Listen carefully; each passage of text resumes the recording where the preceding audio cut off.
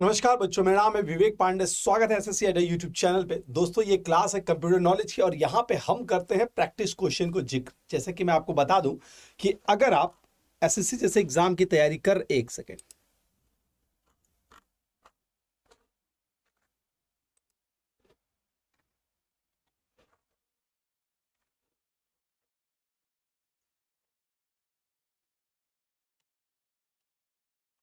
चलिए, बहुत बहुत नमस्कार सबको। यहाँ पे ये क्लास है कंप्यूटर नॉलेज की। आपको मालूम है कि अगर एसएससी जैसे एग्जाम की तैयारी कर रहे हैं तो नए पैटर्न के अकॉर्डिंग अब आपको कंप्यूटर नॉलेज भी पढ़ना है। अब सीजीएल की बात करें, सीएचएसएल की बात करें या किसी और तमाम एग्जाम की बात करें, इसी को ध्यान में रखते हुए एसएससी अड्डा यूट्यूब चैनल आपके लिए रोजाना लेके आती है कंप्यूटर नॉलेज की क्लास।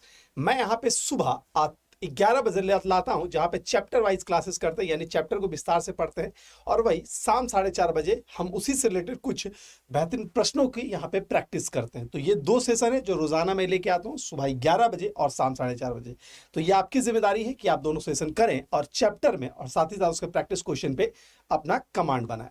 तो इस भरोसे के साथ कि आपकी तैयारी अच्छी चल रही है, हम सेशन की शुरुआत करेंगे। यहाँ पे आप अपने पेन और कॉपी लेके बैठिएगा, क्योंकि बहुत सारे ऐसे प्रश्न होंगे जो आपके लिए नए होंगे और उस पर आपको कुछ मशक्कतें करनी पड़ेगी, और उन क्वेश्चन को अगर राइट डाउन करके रखेंगे तो भविष्य में आपको काम आएगा। तो चलिए स्टार्ट करते हैं सेशन को, और आज देखते हैं कि क्वेश्चन के पिटारे में क्या है। तो आप एक बार सारे बच्चे कह दीजिए वी आर रेडी। बच्चों, आप लोग तैयार हैं? एक बार कॉमेंट बॉक्स में मुझे कमेंट कर दीजिए यस सर, हम तैयार हैं। चलिए स्टार्ट करते हैं बच्चों। यहाँ पे ये रहा आपके सामने पहला सवाल, क्या पूछा जा रहा है देखते हैं। सर्वर कंप्यूटर होता है जो एक से जुड़े अन्य कंप्यूटर को संसाधन प्रदान करता है। सर्वर एक प्रकार का कंप्यूटर है, बिल्कुल। यहाँ पे शौर्य दास, वेरी गुड मीनिंग बच्चों। तो सवाल यह पूछा गया है कि सर्वर एक प्रकार का कंप्यूटर है जो अन्य कंप्यूटर से जुड़ के संसाधन प्रदान करता है। तो वो किससे जुड़ता है? यानी server are computer that provide resource to other computer connected to a, यानी सर्वर किसी और से जुड़ के रिसोर्स प्रोवाइड करता है। तो किससे जुड़ता है? यानी सर्वर जुड़ेगा तो किससे जुड़ेगा, ये सवाल है। तो बच्चों, इस क्वेश्चन का राइट आंसर क्या होना चाहिए आपके हिसाब से? मुझे कमेंट करें, फिर उसके हिसाब से हम यहाँ पे इसको डिस्कस करेंगे। मैं यहाँ पे उम्मीद यही करता हूं कि पहले आंसर आप करें, उसके बाद हम आंसर करेंगे तो ज्यादा सही रहेगा। इससे आपका प्रैक्टिस बनता रहेगा, ठीक है? तो तैयार है सारे बच्चे, रेडी हैं यहाँ पे? और इस पर प्रश्न का क्या आंसर होगा ये मुझे कॉमेंट करें। तो बच्चों याद रखिएगा, इस क्वेश्चन का आंसर है नेटवर्क। ठीक है, इस क्वेश्चन का आंसर है नेटवर्क। क्या है समझते हैं।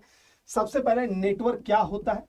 तो नेटवर्क सबको मालूम है कि अगर दो या दो से अधिक कंप्यूटर आपस में जुड़ेगा और मैसेज का आदान प्रदान करता है, तो इसे हम लोग कहते हैं नेटवर्क। इसे हम लोग क्या कहते हैं? नेटवर्क कहते हैं।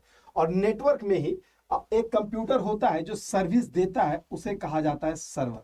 सर्वर वह कंप्यूटर होता है जो सर्विस देता है, और क्लाइंट वो कंप्यूटर होता है जो सर्विस लेता है। ठीक है, सर्वर वह कंप्यूटर होता है जो सर्विस देता है, क्लाइंट वह होता है जो सर्विस लेता है। तो ये देने और लेने का काम है, कहां पे होता है? तो नेटवर्क में होता है। ठीक है, तो वही बोला गया, आंसर विल बी नेटवर्क। क्या पूछा गया था? सर्वर कंप्यूटर होते हैं जो एक से जुड़े होते हैं, कंप्यूटर को संसाधन प्रदान करते हैं। तो किससे जुड़ के संसाधन प्रदान करेंगे? तो नेटवर्क से जुड़ के संसाधन प्रदान करेंगे। यानी कि सर्वर नेटवर्क से जुड़ेगा तब हमें संसाधन प्रदान करेगा। यही इस सवाल में पूछा गया था। थोड़ा सा ट्विस्टेड है, आप दो तीन चीजें जो यहां पे लिख लेना। सर्वर वो कंप्यूटर होता है जो सर्विस देता है, क्लाइंट वो कंप्यूटर होता है जो सर्विस लेता है। तो एक सर्वर सर्विस देने और लेने का काम समझ में आ गया। दोनों किस चीज से जुड़े होते हैं? तो सब ये जुड़े होते हैं नेटवर्क से। नेटवर्क से जुड़ के ही सर्विस देता है और लेता है। समझ में आ गया? वेरी गुड, अच्छा लग रहा है सवाल। अगला सवाल को देखते हैं और जवाब ढूंढने की कोशिश करते हैं।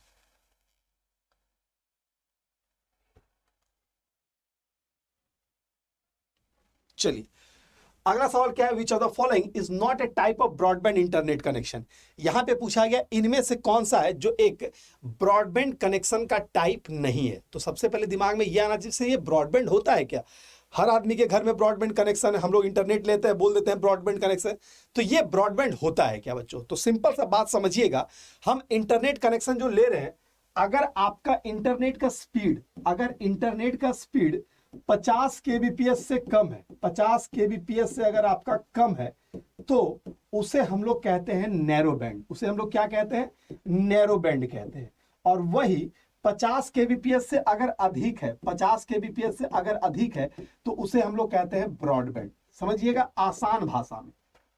अगर इंटरनेट की स्पीड 50 kbps से कम है तो उसे कहेंगे नैरो बैंड, और 50 से ज्यादा है तो उसे कहेंगे ब्रॉडबैंड। तो यहां पे कौन सा 50 से कम होता है? तो डायल अप कनेक्शन, यानी पहले के जमाने में जो आता था टेलीफोन कनेक्शन हम लेते थे घर में, उसके साथ ही हमें इंटरनेट मिलता था, तो वो स्पीड है वो 50 kbps से कम हुआ करता था। तो डायल अप हमारा क्या हो गया? डायल अप हमारा यहाँ पे ब्रॉडबैंड नहीं है। इसके अलावा सैटेलाइट हमारा ब्रॉडबैंड होगा, क्योंकि आजकल जियो वगैरह जो इस्तेमाल कर रहे हैं सैटेलाइट से हमारा काम हो रहा है। डीएसएल, डिजिटल सब्सक्राइबर लाइन, ये भी एक ब्रॉडबैंड का टाइप है। आमतौर पे जो हम लोग इस्तेमाल कर रहे हैं आज के दौर में जो ब्रॉडबैंड है, या तो डीएसएल कनेक्शन इस्तेमाल करता है या तो एडीएसएल कनेक्शन इस्तेमाल करता है, डीएसएल या एडीएसएल, तो इसी का एक एडवांस पार्ट है। तो याद रखिएगा डीएसएल भी ब्रॉडबैंड है और केबल से भी तो ब्रॉडबैंड इस्तेमाल ही करते हैं। तो कौन नहीं है? तो डायल अप हमारा ब्रॉडबैंड का टाइप नहीं है। तो आसान भाषा में समझिएगा बच्चों, अगर इंटरनेट का स्पीड 50 kbps से कम है तो उसे नैरो बैंड कह दो, और 50 से ज्यादा है तो उसे ब्रॉडबैंड कह दो। तो यहां पे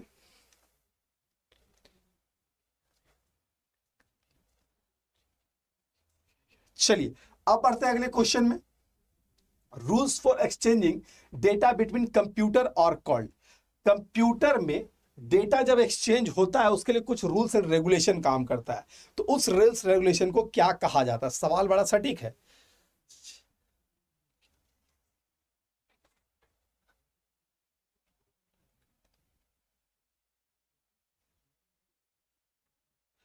चलिए तो इस क्वेश्चन का राइट आंसर हो गया अगर बप्पी मैं आपके सवालों का जवाब देता हूं, मैंने आपका सवाल पढ़ लिया लेकिन पहले इसको पढ़ा लेते हैं, उसके बाद आपके सवालों का जवाब देते हैं। इस क्वेश्चन का आंसर क्या है? तो इस क्वेश्चन का राइट आंसर पहले क्या होगा ये बताइए। आंसर होगा हमारा प्रोटोकॉल। अब ये है कि सर प्रोटोकॉल क्या होता है? आंसर क्या हो गया यहाँ पे? आंसर हमारा हो गया प्रोटोकॉल। तो प्रोटोकॉल क्या होता है याद रखिएगा, rules and regulation exchange data between computer और call is known as the protocol. समझिए पहले, प्रोटोकॉल कहने का अगर इसका अर्थ होता है नियम और कानून, यानी कि नेटवर्क में कुछ भी अगर काम हो रहा है तो कहीं ना कहीं किसी प्रोटोकॉल के तहत हो रहा है, यानी किसी ना किसी नियम के तहत हो रहा है। तो प्रोटोकॉल क्या है? तो set of rules and regulation used in networking, यानी नियम और कानून जो नेटवर्किंग में इस्तेमाल किया जाता है उसे कहा जाता है प्रोटोकॉल। कहीं लिख लेना साइड में, ठीक है। अब है कि सर ये प्रोटोकॉल क्या, आज तक तो देखे तो नहीं है? देखे हो, आपने नाम सुना है एचटीटीपी का, आपने नाम सुना है एचटीटीपी का, आपने नाम सुना है एफटीपी का, आपने नाम सुना है एसएमटीपी का। तो ये सब क्या है? तो ये सब प्रोटोकॉल ही तो है। यानी HTTP hyper text transfer protocol एक प्रोटोकॉल है जिसका इस्तेमाल होता है किसी भी वेब पेज को एक्सेस करने के लिए। उसी तरह SMTP simple mail transfer protocol एक प्रोटोकॉल है जिसका इस्तेमाल होता है मेल भेजने के लिए। इसी तरह एक होता है पॉप3 एक प्रोटोकॉल है जिसका काम होता है मेल रिसीव करने का। तो मेल सेंड करना, रिसीव करना, फाइल अपलोड करना, डाउनलोड करना, ऐसे इंटरनेट में जितना भी काम होता है हर चीज के लिए कुछ ना कुछ रूल्स एंड रेगुलेशन बना है, उसे ही कहा गया है प्रोटोकॉल। और ये यहाँ पे कुछ यहाँ पे एग्जाम है, ठीक है। चलिए बप्पी मैं आपके सवालों का जवाब देता हूं, थोड़ा सा मुझे यहाँ पे समझाने दो, उसके बाद मैं आपके सवाल पे आता हूं। अंत में जिसका भी जो बियॉन्ड द सिलेबस क्वेरीज है, अंत में मैं उसके सवालों का जवाब लूंगा, ठीक है। दो चीज हो गया, समझ में आ गया सबको, कोई दिक्कत नहीं है। तो एचटीटीपी, एफटीपी, एसएमटीपी का लॉजिक क्लियर है, ठीक है। अब यहाँ पे आता है कि सर और कुछ है क्या? नहीं, और कुछ ऐसा नहीं जो आपको समझना है, ठीक है। चलिए आते हैं अगले क्वेश्चन में। Perform simple mathematics for the CPU. इनमें से कौन सा ऐसा टर्म है जो सीपीयू के अंदर कुछ सिर्फ मैथमेटिकल ऑपरेशन का काम करेगा? सीपीयू के अंदर सिर्फ मैथमेटिकल ऑपरेशन का काम करने वाला इनमें से कौन सा टर्म है? ठीक है, जैसे कि आपको मालूम है सीपीयू क्या है, तो कंप्यूटर का ब्रेन को हम लोग कहते हैं सीपीयू, ब्रेन को हम लोग कहते हैं सीपीयू। और सीपीयू के अंदर तीन चीज काम करता है, एक एएलयू काम करता है, एक सीयू काम करता है और एक एमयू काम करता है। और एमयू के फॉर्म में यहां पे होता है रजिस्टर। यहां क्या होता है बच्चों? यहां होता है रजिस्टर। तो पूछा यह गया है कि इनमें से कौन सा ऐसा पार्ट है, मैंने आंसर ही यहां पे बता दिया, आप बताइए इनमें से कौन सा ऐसा अंग है, कौन सा भाग है जो मैथमेटिकल कैलकुलेशन का काम करता है। तो अगर आपको इसका फुल फॉर्म मालूम होगा, मात्र एक या दो बच्चे ही जवाब दे रहे हैं, तो अपनी तैयारी का आकलन कर लो कि आप कहां तक हो, ठीक है। तो बच्चों एएलयू क्या है? अर्थमेटिकल लॉजिकल यूनिट, बेसिकली यही है जो आपका काम करता है कैलकुलेशन का। The answer will be ALU, ALU is the right answer, ठीक है। बाकी सब क्या उसके बारे में भी बताते हैं। नहीं, टेक्निकल के लिए अलग क्वेश्चन आता है बच्चों, टेक्निकल के लिए अलग क्वेश्चन आता है, ठीक है। चलिए अगला सवाल है कि सर ये बस क्या होता है। बस क्या होता है, अगर मान लो यहाँ पे सीपीयू है और यहाँ पे रैम है, तो ये दोनों के बीच में जो भी वायरिंग रहा होगा, जो कनेक्शन रहा होगा, उसे ही बस कहा जाता है। तो बस क्या होता है, सेट ऑफ वायर, वायर जो लिखा रहता है या जो कनेक्शन बना रहता है उसे ही कहा जाता है बस, पहला चीज। तब सर रजिस्टर क्या होता है, तो बच्चों अभी मैंने बताया ना कि सीपीयू के अंदर जो मेमोरी यूनिट इस्तेमाल होता है उसे कहा जाता है रजिस्टर। सीपीयू जब काम करता है तो कुछ समय के लिए निर्देश जो है कुछ समय के लिए अपने दिमाग में रखता है, ठीक है। कैलकुलेशन करने के दौरान कुछ टेम्पररी इंस्ट्रक्शन है जो स्टोर करता है, तो वो कहाँ रहता है, वो रजिस्टर में ही रहता है। दो चीज हो गया। ये DIMM क्या होता है सर, आज तक नहीं सुने तो सुनो, ये होता है double inline memory module, double inline memory module, inline memory module, memory module. ये क्या है बच्चों, तो double inline memory module basically याद रखिएगा ये क्या है, तो ये एक तरह का रैम का ही टाइप होता है, रैम का एक टाइप होता है, ठीक है। तो फुल फॉर्म भी बता दिए कि SIMM क्या होता है, DIMM क्या होता है, और इन सारे चीज़ों के बारे में जिक्र कर दिए। क्वेश्चन पूछा गया था कि मैथमेटिकल का काम कौन करेगा, तो ALU करेगा, ठीक है, अर्थमेटिकल लॉजिकल यूनिट। समझ में आ गया, बिल्कुल समझ में आ रहा है। अब बढ़ते हैं अगले प्रश्न पे, क्या कह रहा है वो देखते हैं। The report card and merit list are forms the, report card और मेरिट लिस्ट है वो किसका फॉर्म है, रिपोर्ट कार्ड और मेरिट लिस्ट है वो किसका पार्ट होता है, input data, output data, data processing का, सेंट्रल प्रोसेसिंग का, क्या है। अगर रिपोर्ट कार्ड फाइनली बन रहा है या मेरिट लिस्ट जैसा चीज कुछ आपको दिख रहा है तो वो किसका पार्ट हो गया, वो क्या है, वो इनपुट होगा, वो आपका आउटपुट डेटा होगा, या डेटा प्रोसेसिंग हो गया, सेंट्रल प्रोसेसिंग। बड़ा क्लिष्ट सवाल है, जवाब दीजिएगा। अगर आपको आपका रिजल्ट हम दे देते हैं कि लो बेटा आपका ये मार्क्स आया है, आपका इतने नंबर आए, तो उसको हम लोग क्या कहेंगे, वो इनपुट कहा जाएगा, वो आउटपुट कहा जाएगा, या डेटा प्रोसेसिंग कहा जाएगा, या सीपीयू का काम कहा जाएगा, क्या कहा जाएगा, जल्दी से इसका आंसर करें, ठीक है।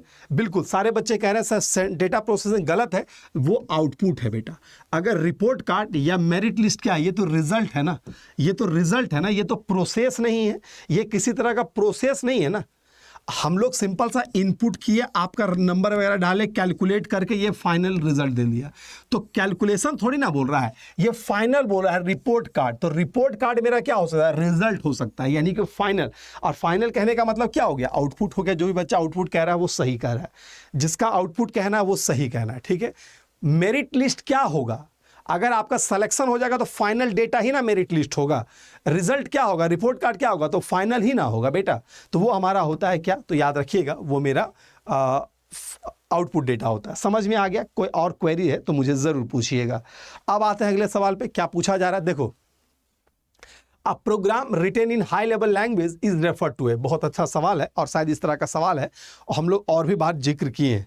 तो पूछा यह गया है कि अगर कोई प्रोग्राम है high level language, high level language कहने का मतलब होता है जैसे C++, जावा, ऐसे लैंग्वेज में अगर लिखा गया है तो उसे क्या कहेंगे, सोर्स कोड कहेंगे, उसे ऑब्जेक्ट कोड कहेंगे, उसे मशीन कोड कहेंगे, या उसे हम लोग असेंबली कोड कहेंगे, ठीक है। क्या कहेंगे बच्चों, जल्दी से आंसर करें। चलिए क्या होगा इसका राइट आंसर, क्या होगा, जितने जल्दी से बचाए। इसका राइट आंसर होगा, उसे हम लोग कहते हैं सोर्स कोड। तो सोर्स कोड कहते हैं बच्चों, याद रखिएगा। अगर हाई लेवल लैंग्वेज में कुछ लिखा जा रहा है तो this is known as a source code. Source code क्या होता है, हम जो लिखते हैं, यानी कि वो कोड जो हम लिखते हैं, यानी प्रोग्रामर, डेवलपर, यूजर जो कोड लिखता है उसे सोर्स कोड कहा जाता है। जैसे C++ में जो लिखा जाएगा उसे हम लोग सोर्स कोड कहेंगे।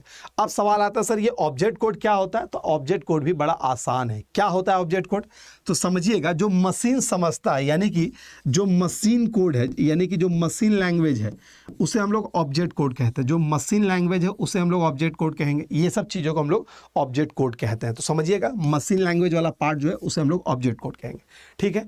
तो ऑब्जेक्ट कोड क्या होता है, वो कोड जो कंप्यूटर आसानी समझता है वो ऑब्जेक्ट कोड हो गया, जो हम समझते हैं वो सोर्स कोड हो गया। हाई लेवल में लिखा जाता है वो सोर्स कोड लिखा जाता है, लो लेवल में जो लिखा जाता है वो ऑब्जेक्ट कोड लिखा जाता है। ये दोनों में अंतर है। मैं उम्मीद करता हूँ कि समझ में आ रहा होगा आपको, ठीक है। चलिए अब आते हैं अगले सवाल में। थोड़ा सा सेशन को शेयर जरूर करते रहिएगा लोगों के साथ। Who design the first electronic computer ENIAC। ENIAC को किसने डेवलप किया था, ENIAC का नाम आपने सुना है। ENIAC कंप्यूटर क्या है, तो first electronic computer ENIAC, electronic numerical automatic computer, integrated automatic computer. तो पूछा यह गया है कि किसने डेवलप किया था। चलिए, तो इस क्वेश्चन का आंसर क्या होगा, नाम सुने तो जवाब दीजिए।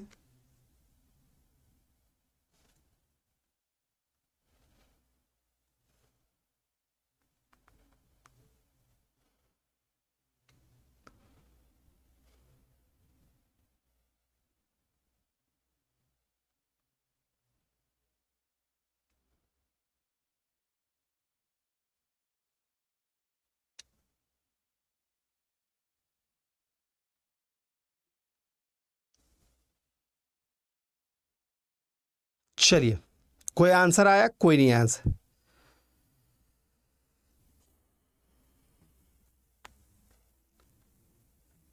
चलिए, सबका उल्टा पुल्टा आ रहा है, ये भी नहीं होगा। वो परस्पर एकर्ट और जॉन मॉकली, जे परस्पर एकर्ट नाम था इनका पूरा, जे परस्पर एकर्ट। और बिल्कुल नहीं नहीं, जोसेफ भी नहीं होगा।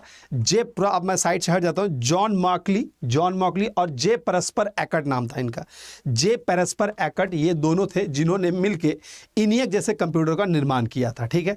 और ये फर्स्ट जनरेशन का कंप्यूटर था, तो ये भी याद रखिएगा, ये फर्स्ट जनरेशन का कंप्यूटर था।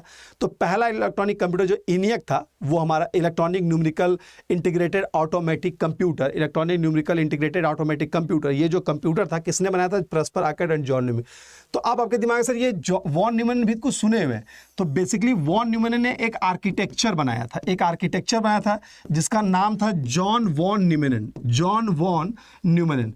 और याद रखिएगा, जॉन वॉन न्यूमैन, और इन्होंने जो बनाया था, ये एक ऐसा कंप्यूटर बनाया था जिसमें क्या था, एक सेकेंड, इन्होंने एक ऐसा कंप्यूटर बनाया था जिसमें डेटा को स्टोर किया जा सकता था। यानी दुनिया में सबसे पहले डेटा स्टोर करने के लिए जो कंप्यूटर बना था वो बनाए थे जॉन वॉन न्यूमैन। और इन्होंने एक आर्किटेक्चर बेसिकली बनाया था जिसका नाम था वॉन न्यूमैन आर्किटेक्चर, और उस कंप्यूटर का नाम था इडसेक उस कंप्यूटर का नाम था, ठीक है। तो इडसेक कंप्यूटर का नाम था, किसने बनाया था, जॉन वॉन न्यूमैन ने बनाया था। किस आर्किटेक्चर पे था, तो वॉन न्यूमैन आर्किटेक्चर पे था। कैसा कंप्यूटर था, तो वो पहला कंप्यूटर जो डेटा स्टोर कर सकता था, ठीक है। समझ में आ गया। चलिए, अब मुझे कमेंट करके बताइएगा कि फर्स्ट कमर्शियल कंप्यूटर कौन है और फर्स्ट जनरल पर्पस कंप्यूटर कौन है, ये मुझे कमेंट करके बताइएगा, क्योंकि ऑलरेडी इस पे हम लोग चर्चा कर चुके हैं। First general purpose computer, first commercial computer कौन है, कमेंट कीजिएगा, ठीक है। चलिए, Dennis Ritchie father of coding नहीं कह सकते। डेनिस रिची तो जिन्होंने सी प्रोग्रामिंग लैंग्वेज जो था उसकी जो खोज थी वो डेनिस रिची ने की थी। बेंजार्ने स्टोस्ट्रप थे जिन्होंने C++ को किया था। डेनिस रिची थे जिन्होंने सी को खोज किया था। जेम्स गॉसलिंग थे जिन्होंने जावा का खोज किया था। तो ये सब प्रोग्रामिंग लैंग्वेज के जनक थे, ठीक है। हाई लेवल प्रोग्रामिंग लैंग्वेज के जनक यही सब थे। लेकिन ये सब क्या थे, तो कंप्यूटर बनाए थे। कंप्यूटर लैंग्वेज में बहुत ज़्यादा फर्क है, ऐसा नहीं है कि एक ही चीज़ है सब। तो ये कुछ कंप्यूटर थे जिनको इन लोगों ने बनाया था। इनियक भी इन्होंने ही बनाया था, ये दोनों ही ने, इनियक, यूनिवैक, ये सब इन्हें नहीं बनाया था। इडसेक है वो इन्होंने बनाया था। तो ये दोनों में अंतर है। हाँ बिल्कुल, IBM 7030 भी कह सकते हैं। तो मैं उम्मीद करता हूँ कि ये पूरा कॉन्सेप्ट समझ में आएगा। थोड़ा सा इतिहास की जानकारी रखना ज़रूरी है। आप जैसे एग्जाम की तैयारी करते हैं, कुछ इतिहास से भी प्रश्न वहां पे बनते हैं, तो बी अलर्ट फॉर दैट, ठीक है। चलिए, वेरी गुड। तो समझ में आ रहा है, अच्छा लग रहा है यार, तो शेयर वेयर करते रहो। इतने कम बच्चों में मजा नहीं आता है। थोड़ा सा मैं आपको पूरा कहता हूं कि हर चीज वो दूंगा जो आपके एग्जाम के लिए जरूरी है, लेकिन आपका सिर्फ साथ मुझे चाहिए। चलिए, अगले क्वेश्चन पे आता है। Which of the following is our language processor, इनमें से कौन सा है जो एक लैंग्वेज प्रोसेसर है? वो असेंबलर है, कंपाइलर है, ऑपरेटिंग सिस्टम है, या बोथ ए एंड बी है? क्या होगा राइट आंसर? तो राइट आंसर क्या होगा बच्चों, अगर यहां पे हम बात करें तो लैंग्वेज प्रोसेसर कहने का मतलब होता है ट्रांसलेटर। लैंग्वेज प्रोसेसर कहने का मतलब होता है ट्रांसलेटर। तो कौन सा है जो ट्रांसलेटर की कैटेगरी में आता है? तो याद रखिएगा, यहां पे हम लोग बोथ ए एंड बी, ये दोनों है, ये मेरा ट्रांसलेटर। साथ ही साथ हमारा इंटरप्रेटर भी हमारा ट्रांसलेटर ही है।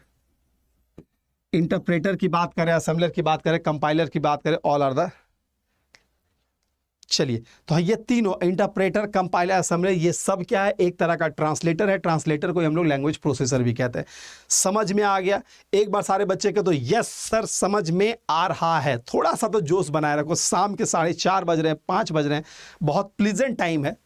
चलिए अगला देखते हैं क्या कहा जाता है। C BASIC, COBOL and Java are example of. C BASIC, COBOL और जावा जैसी भाषा किसका उदाहरण है? लो लेवल का, कंप्यूटर का, या फिर यहाँ पे हम लोग इसको सिस्टम प्रोग्रामिंग कहेंगे या हाई लेवल लैंग्वेज कहेंगे? किस कैटेगरी में रखेंगे इसको? ठीक है, हर एग्जाम के लिए इंपॉर्टेंट है भाई। मैं यहाँ पे ऐसा क्वेश्चन ला के दे रहा हूं कि हर एग्जाम के लिए। इसको जूम कर दूं, कैसे जूम? चलिए अब इसमें भी नहीं दिख रहा है। अच्छा ठीक है, कल से मैं फॉन्ट और बड़ा कर दूंगा। कल से मैं फॉन्ट और बड़ा करके दूंगा ताकि आपको पूरा बोर्ड कवर करवा दूंगा। ठीक है, आज भर एडजस्ट कर लो, कल से पूरा फॉन्ट बड़ा कर दूंगा। ठीक है, चलिए तो राइट आंसर क्या है? तो ये मेरा हाई लेवल लैंग्वेज है। कल से थोड़ा सा फॉन्ट और बड़ा कर दूंगा, परेशान मत हो। आज भर रहने दो, कल से फॉन्ट बड़ा हो जाएगा। ये हाई लेवल लैंग्वेज क्या है? तो ये हाई लेवल लैंग्वेज। ठीक है, चलिए अब बढ़ते हैं अगले क्वेश्चन में। ये रहा आपके सामने अगला सवाल, क्या पूछा जा रहा है? ये रहा स्क्रीन पे। Which electronic component are used in first generation computer. प्रथम पीढ़ी के कंप्यूटर में इलेक्ट्रॉनिक उपकरण का उपयोग किया है, कौन सा किया था? यानी जब प्रथम पीढ़ी आई थी तो उस दौर में कौन से कंपोनेंट का उपयोग किया जाता था? प्रथम पीढ़ी में के दौर में कौन सा कंपोनेंट का उपयोग किया जाता था? जल्दी से जवाब दीजिए।